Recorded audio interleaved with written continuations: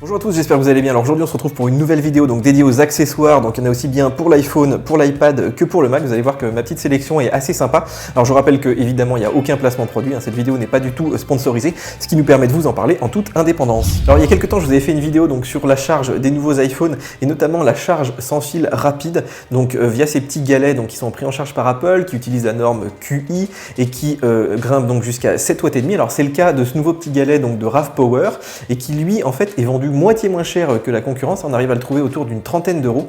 Et moi, je l'aime beaucoup parce qu'il a des finitions absolument excellentes. Vous voyez que le câble ici est en nylon tressé. Bon, le chargeur est un petit peu gros, mais ça, on s'en fiche. Et puis surtout, il est très compact et ce qui permet en fait de bien centrer son téléphone. On est obligé de le centrer finalement pour qu'il tienne sur le support. Bref, c'est un produit qui a vraiment un excellent rapport qualité-prix.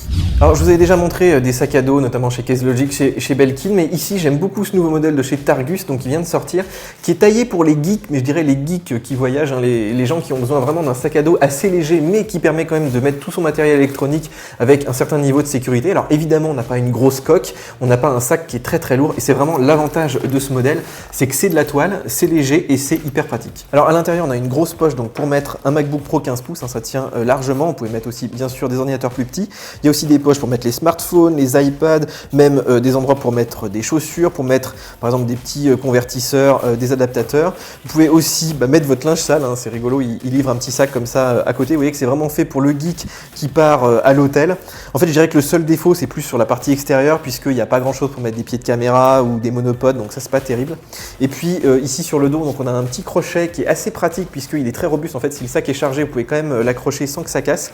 Et puis moi, j'aime bien la partie dorsale aussi, parce qu'elle est très très respirante, on n'a jamais trop chaud.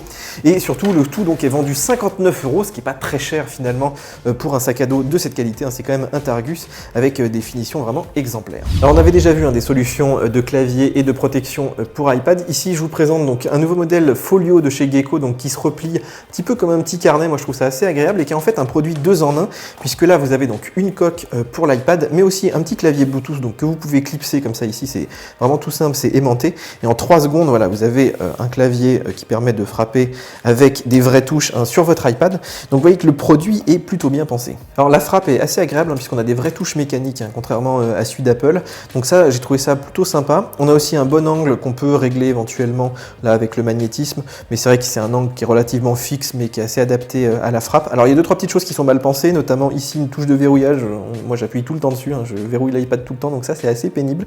Et puis on a aussi ici des indicateurs, notamment du verrouillage de majuscules, qui sont situés derrière l'iPad, donc la plupart du temps on les voit pas. Donc voilà, quelle utilité de faire ça. Mais sinon j'ai trouvé que le rapport qualité-prix était pas trop mal, d'autant que le prix n'est que à peu près de 80 €, donc vous voyez que c'est beaucoup moins cher que la concurrence.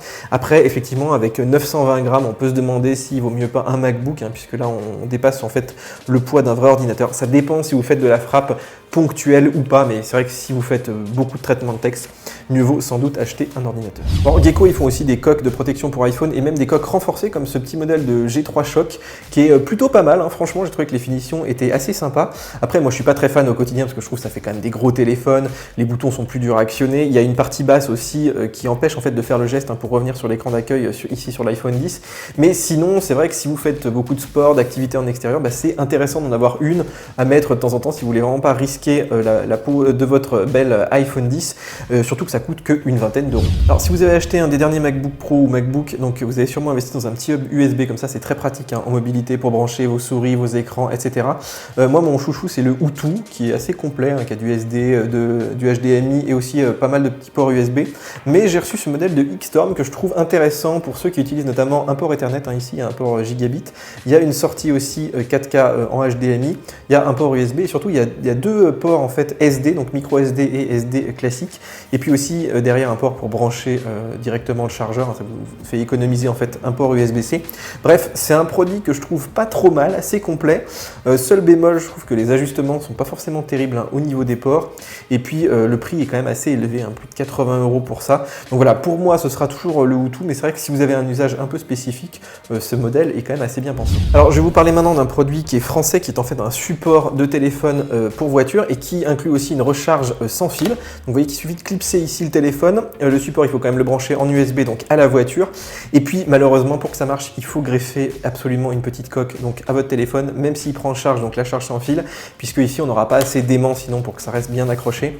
Je dirais que c'est un peu le problème de ce type de solution, c'est que voilà, la coque elle n'est pas très jolie, elle est assez grosse, elle n'est pas très pratique donc avec les gestes de l'iPhone 10. Et puis surtout si vous avez CarPlay, vous êtes obligé de toute façon de brancher votre téléphone, sauf si vous avez CarPlay Wi-Fi, mais il n'y en a que dans certains véhicules. Donc voilà, si vous en avez l'usage, si vous passez votre temps effectivement à prendre ou à enlever votre téléphone du support et si vous n'avez pas de problème à mettre une coque comme ça, je dirais que ça convient relativement bien à l'usage, d'autant que ça coûte pas très cher, hein, ça coûte entre 40 € pour le support et puis entre 20 et 30 € de coque. Donc voilà, le rapport qualité-prix est relativement intéressant si vous en avez l'usage. Alors pour finir, je vous présente cette petite batterie, donc toujours d'Excelum et que je trouve relativement bien pensée puisqu'elle intègre en fait un dispositif de charge sans fil, donc ça c'est vraiment très pratique. Il suffit de poser votre iPhone 8 ou votre iPhone 10 dessus, il va se charger automatiquement, donc pas besoin de coque.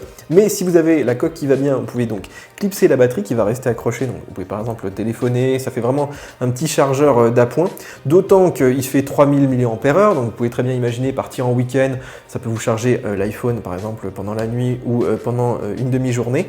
Et puis il faut savoir que c'est un produit qui coûte pas très cher, hein, une cinquantaine d'euros. Alors ça dépend si vous voulez une coque, il faut rajouter entre 20 et 30 €, mais c'est assez bien pensé à condition bien sûr d'avoir les derniers iPhones. Voilà les amis, la vidéo est déjà terminée. Alors je vous rappelle que j'ai mis donc tous les petits liens sous la vidéo. N'hésitez pas à me poser des questions hein, si vous en avez ou aussi à apporter vos commentaires. En tout cas, si vous avez aimé, n'oubliez pas les petits likes, n'oubliez pas de vous abonner. Hein, j'ai vu qu'on approche les 40 000, c'est vraiment cool. En tout cas, nous on se retrouve sur nos applications mobiles sur YouTube pour de nouvelles vidéos. Ciao ciao!